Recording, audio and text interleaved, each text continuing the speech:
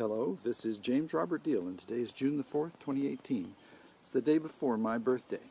I'll be 71. Feeling okay. And today, I'm going to focus not on politics, but on gardening and growing your own food. I'm not sure as a senator, if I were elected, there's a lot I could do, but maybe there is, because really, the focus has been on growing a lot more corn and soy, and all those are Roundup soaked, and the wheat now is sprayed with Roundup. Roundup contains glyphosate plus a lot of other toxic chemicals, and it's sprayed on wheat even though wheat is not GMO, because it kills the wheat and helps it to dry out. So these boys are my favorite Italian kale. This is the curly kale, I believe, and this is basil. These are big cabbages. My advice to you is make bread, rice, meat, anything sweet, make it a dessert and eat it in small quantities after you have filled up on other foods. And your other foods should be lots of greens, cooked greens, cooked with onions, garlic, and ginger, fried in coconut oil, which doesn't break down, or just steamed with flax oil on it or hemp oil on it. Nutritional yeast makes anything taste good. And tahini on it. That's ground up sesame seeds. Makes anything taste good. So eat some of it raw. And here's something you can eat, and it's free and it's easy to get growing in your yard.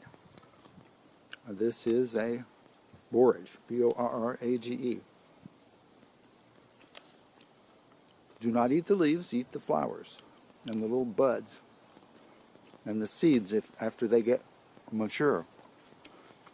You have to eat these right away. I haven't figured out any good way to store them. Freezing doesn't seem to work. They don't cook well. Just eat them raw. They're a little prickly, but they have the chewing satisfaction and the taste and the moisture content of a good, rich bread. So you can put make a big bowl full of them and spice them up with some kind of salad dressing, and they'd be good. This is a rat trap. I have conventional rat traps which whack them, but decided lately I might as well try to trap them. Take them away. Because you know what? They were here first. This was the woods, and there were field mice here. Now I'll introduce you to the American type grape, and it's called McCampbell. And it is completely immune from the diseases which plague grapes, such as the white powdery mildew. And there's another root disease they're immune to. The other two varieties that I encourage you to grow are Concord and look how easy it breaks off. It's strong in one dimension, but very weak when it comes to breaking off, and there might be too many grapes on here for the plant to support. And the third one is the Müller-Thurgau, and it's a heavy producer, seedless grape. Very tasty. I'll show you some right here after I introduce you to the giant artichoke. And this is all grown up. We got to clear this out. All the prunings that came off these trees got piled up here in the Mountain Lake Terrace, which is what we call this overgrown zone here. And this is where I normally put my camera if I'm going to sit down and do a video explanation. That big one up there, stretching all the way down there, is the Müller-Thurgau. And that will produce 50 or more clusters of grapes. Now let me show you some more Müller-Thurgaus right here. Whacked off the limbs, dipped them in root tone, and stuck them in the ground. So now we've got 1, 2 that show life, 3, and here's another one, 4. And here's another one starting to grow, 5. 5 out of about 8 came alive. And so I will gradually replace the other grapes that are sickly. And most of those are European grapes. I thought I'd be fancy and try and grow Gewürztraminer and Pinot Noir, and you have to be an expert to grow grapes like that. I'm not interested in doing copper treatments, and I think there are a lot of pesticides that are used on grapes, and I don't want to use them. So this is chickweed, also known as miner's cabbage, and it's found everywhere. It's free food. You can live on this. Very nutritious. And it's a legume. It enriches the soil. So let it grow on top of your garden in the wintertime when it's raining. Even if you've got survivors in there, let the chickweed surround them, because it's enriching the soil, it's protecting the soil from the pounding of the rain, which isn't good for it. And you can eat it. Seems to be very hardy too. This is a lettuce, a mature lettuce that you can see has gone to seed. And these are good to stir fry, even though they start getting a little bitter. But the new growth is usually pretty good. This is another lettuce type that survived through the winter, planted last November. And this is a survivor. This is a leek. Leeks are very mild onions. They're better eaten raw than cooked. Okay. Now, for those who don't have a garden, a place where you can garden, may I advise you to become indoor gardeners. And what I mean is you take lentils, mung beans, or chickweed, or chickpeas, and you put them in a bowl of water, and you change the water every 12 hours, and you grow your little garden. And these double in mass, so you're getting free food, 2 pounds for the price of 1 pound. And it's totally organic if you buy organic seeds. And it's highly nutritious because this is the stem cells of the plant world, the most nutritious part. Now you can go buy pills off the internet and take vitamins, but what those people have done is they take these nourishing plants here and concentrate them and then sell it to you in the form of a pill. So why not just eat the plant? And this is a fennel. The fennels are a light green, and the dill is dark green. I'll show you one in a minute when I find one. And this is a, what's that?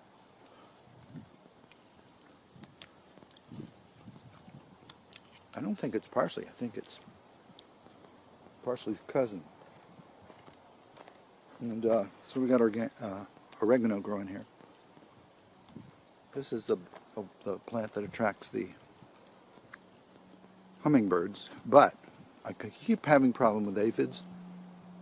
So many that the flowers are not attractive. See, this guy's just covered with aphids. So the hummingbirds don't come. So if anybody's got any idea what to do about that, let me know. Now I'm going to talk about health issues, but before I do, let me give you a commercial message, and that is that I'm a working candidate for the U.S. Senate. I'm running against the esteemed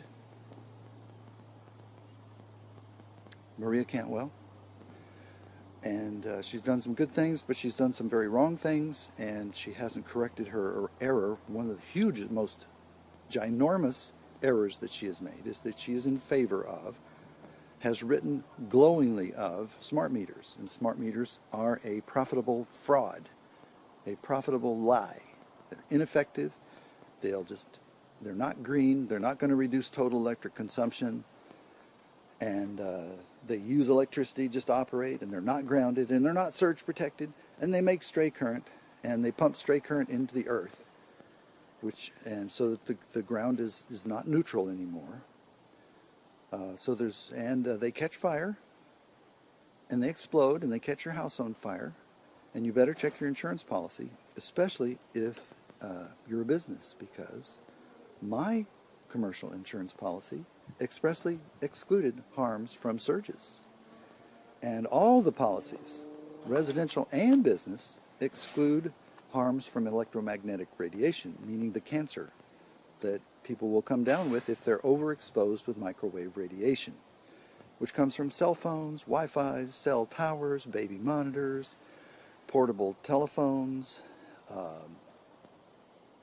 I think your garage door opener. I'm not sure. There's so many sources of microwave radiation, and not any one of them is necessarily going to kill you, but the combined effect over a long period of time is going to give you cancer. And just like John McCain, and just like the ladies who stick their cell phones down into their breast, this is not an anomaly.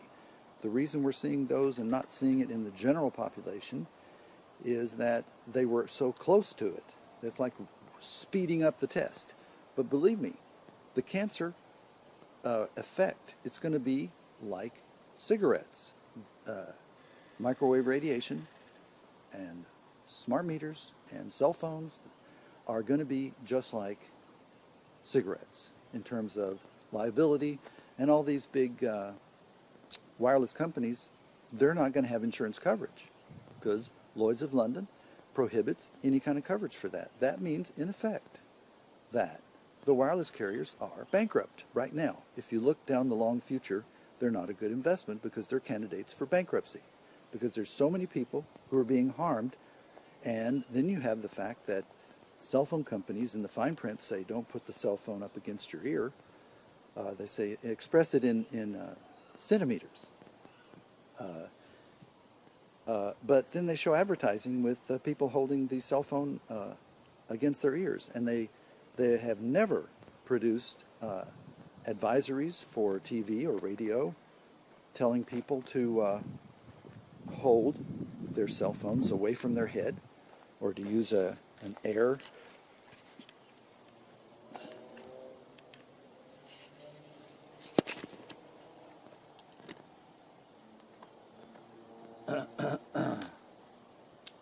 So,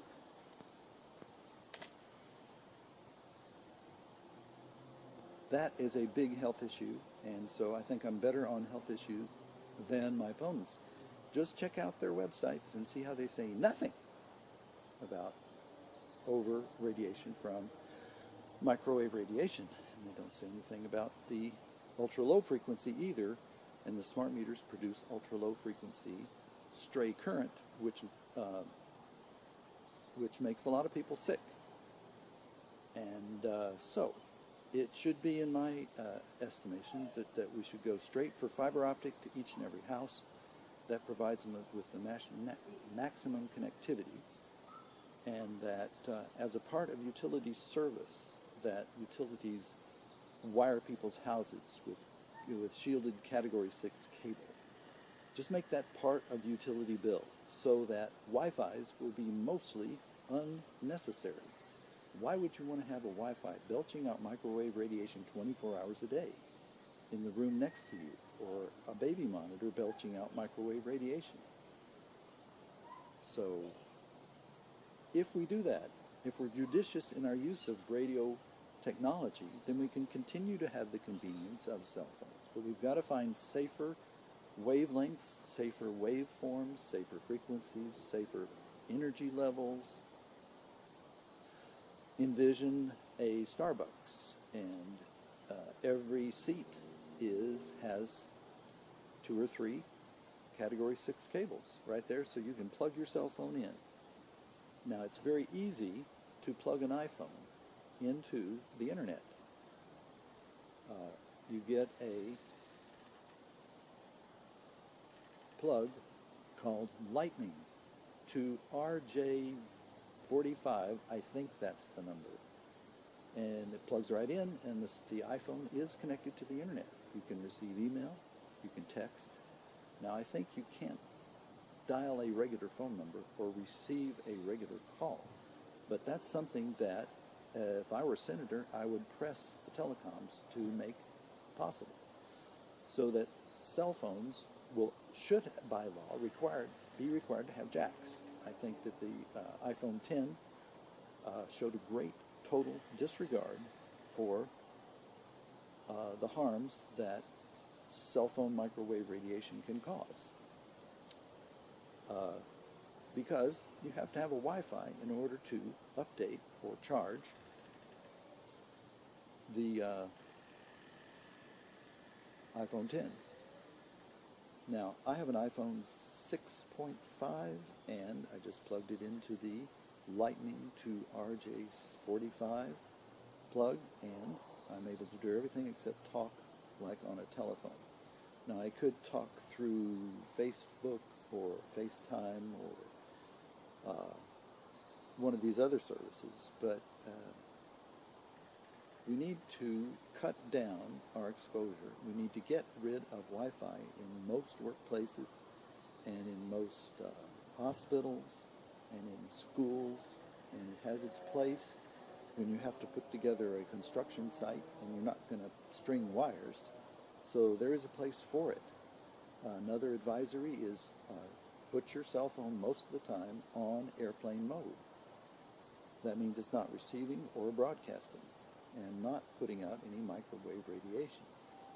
And before you give your cell phone or your tablet to a child to play with, put it on airplane mode, because their skulls are thinner and they're more susceptible to being harmed. That's the point in life when they're still growing. So I'm gonna walk around a little more. I'm getting a little chilly here. It's a beautiful sky, except for some strange clouds there.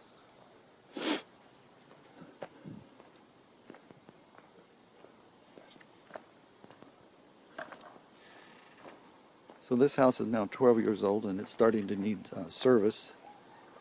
You have to continue to work on your house to maintain it. This is a potato patch. It's another potato patch. And this is a royal plum had a lot of plums last year and no plums this year. And you can see that the grapes go around the house. And the strategy is this. Go to Lowe's and buy yourself a shelf bracket for about $10 and drill them into the fence posts. Any fence becomes a place to have grapes. Now, this is one of the other diseases that the European grapes are subject to. I don't know the name for it, and I don't know if it really harms the grapes, but these are European style grapes. Let's see. They usually have an aluminum tag. Here's what it is. Here's a tag, an old tag. This is Riesling, European grape. So this guy is a Asian pear. Not too many Asian pears this year. Not a heavy producing year. So here's our desert fig. Not a heavy year for figs.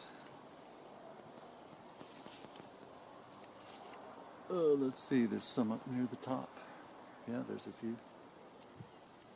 This is the Italian prune plum, and for the first time, this one is really producing.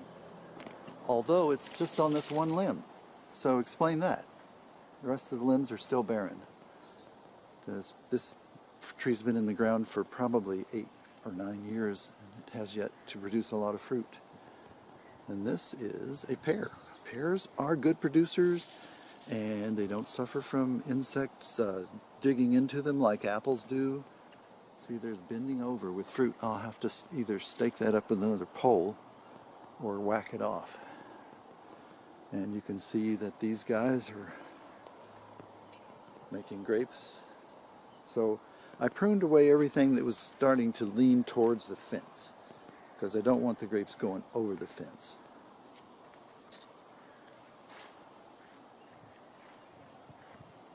So fluoridation is another big health issue. This is an Orchis pear, and I'm watering it. Last year it made lots of flowers and then started making fruit, and then they all fell off. Didn't understand that. So I'm making sure to water it this year. This is a Rainier cherry.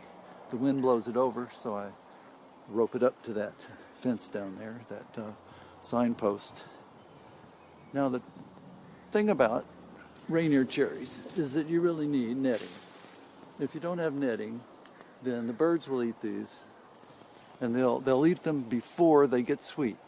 I eat them and they taste kind of like potatoes, kind of dull taste. But when they're near ripe, they might be appetizing to birds. So this tree is grown more for an ornament because it's V-shaped. It's Victory.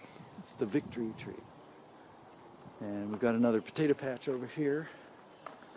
The wood chip strategy is a great strategy because you buy a home like this and the bulldozers have scraped the dirt around and it's gravel and it's hard pan, and so you have to build the soil, and the best way to do that is not to buy soil but to buy wood chips. And you can get wood chips for free from companies that take care of trees and that fell trees. They want to give it away because they don't have to drive 20 miles. These are sunflowers. They're starting to grow up. And this is my goji berry, which, I don't know, seems to have died. I just gave it a good pruning. I hate to think that killed it. And here's the wild rose.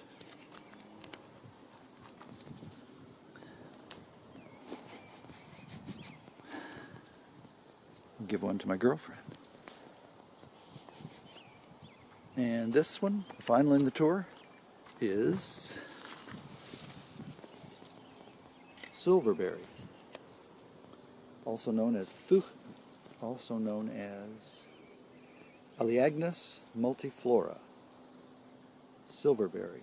These get a little bit bigger and fatter, like Australian football, and they're red, and they have the sweetness of a grape with a little bit of tartness, and they produce heavily.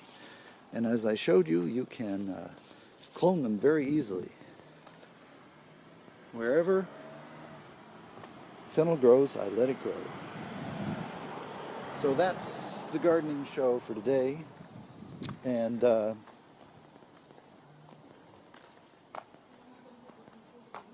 this is a mulberry tree. And you can keep them small and make them bushes, but I like to let them grow tall so that the sun can get into the other plants and trees. I really heavily pruned this guy, and it paid off. It's now producing very nicely. This is another prune plum, and it's got flowers, so maybe it's going to produce this year.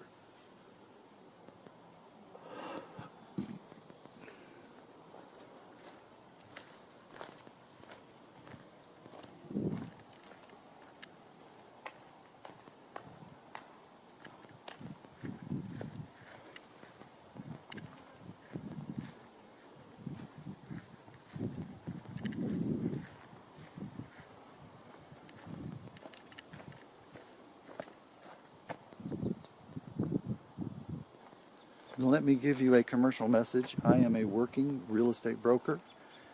I'm not wealthy, and so I'm working during my campaign for U.S. Senate.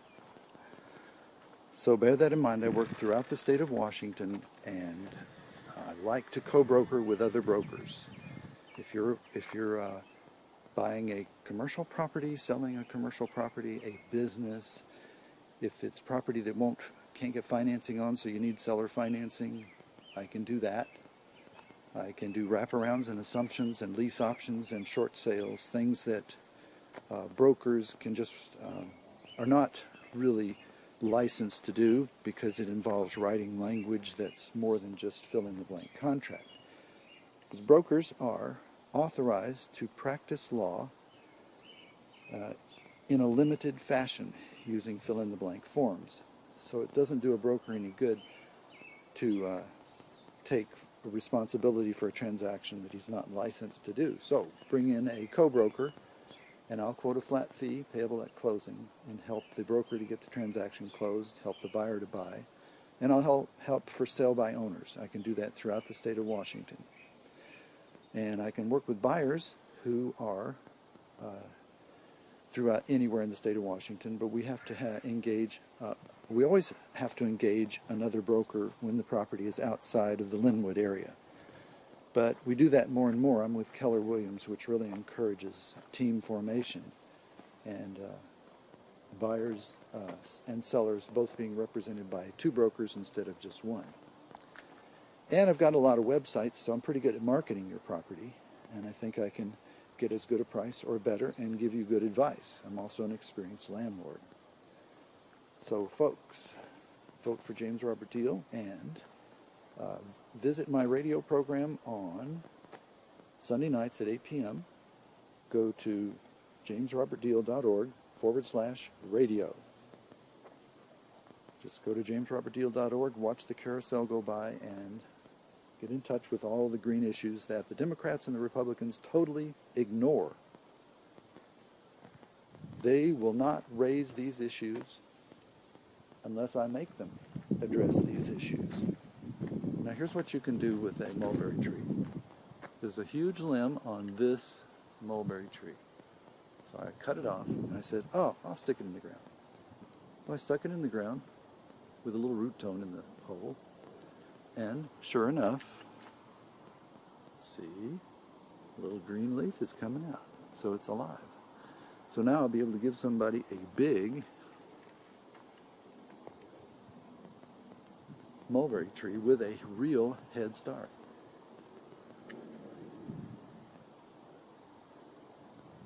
Now, of course, the other big issue for me is door-to-door transit. And it's hard to break through and get people to understand it. When I say door-to-door transit, a guy at the Seattle Times wrote back to me immediately, without even reading my paper, and said, no, that would put more cars on the road. And the thing is, it wouldn't, because there'd be 6 people in each van. A van of 6 people would take 5 cars off the road. The way to explain it is to say, to design a transit system that presumes that people will not take their car. A system that is designed so that people can leave their car at home, only use the car on occasions.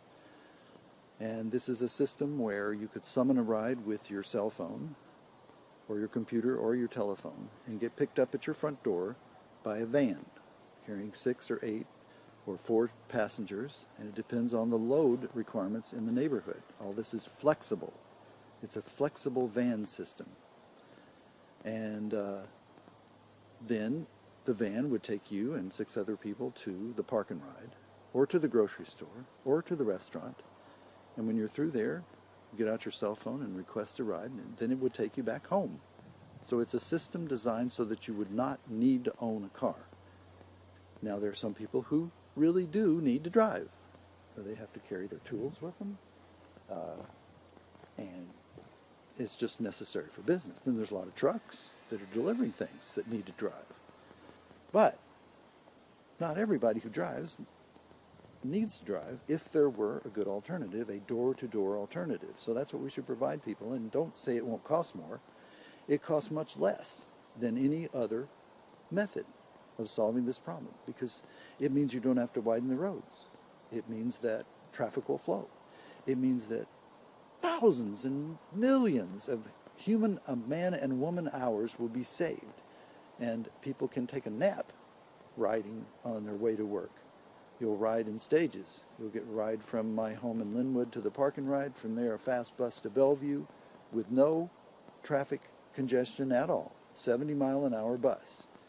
And from the Bellevue Park and Ride, Bellevue would be divided into 20 zones. You'd get on